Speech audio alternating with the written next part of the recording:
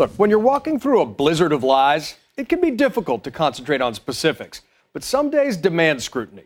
Take President Trump's trip to Germany for the G20, the first time he met Vladimir Putin in person.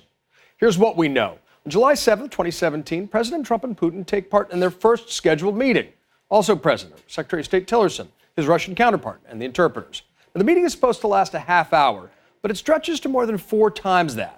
Afterward, Tillerson puts out a bland statement calling their discussion about election interference, quote, robust and lengthy.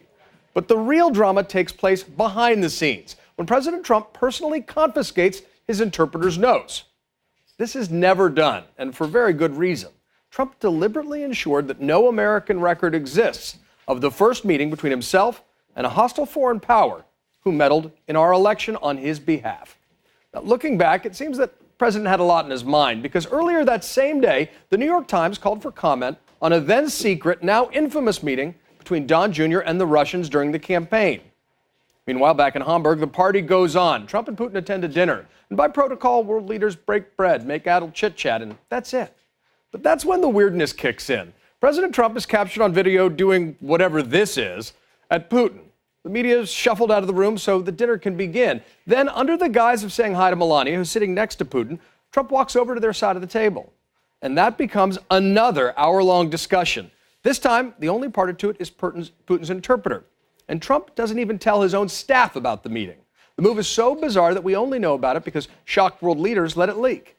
Now, Vice President of the Carnegie Endowment put it this way, quote, shortly after the New York Times reached out to the White House to ask about a secret meeting with the Russians, Trump himself sought a secret meeting with the Russians. The next morning, President Trump is back on Air Force One and brimming with ideas. One of them is to call David Sanger from the New York Times.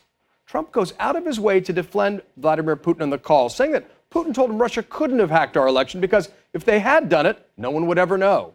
And in Sanger's words, Trump seemed impressed by the argument, dismissing the American intelligence community's assessment out of hand. But that's not the only sketchy and desperate spin the president engaged in. Once Air Force One is wheels up, Trump turned his attention to his son in that Trump Tower meeting with the Russians. The president crafts a cover story, which is a fancy way of saying lie, stating the meeting was just about Russian adoption. Now, some members of the OG Trump legal team apparently have a problem with this. The communications chief of the legal team quits a few weeks later, followed by the president's first lawyer. And that's all we know about that pivotal trip to Hamburg so far.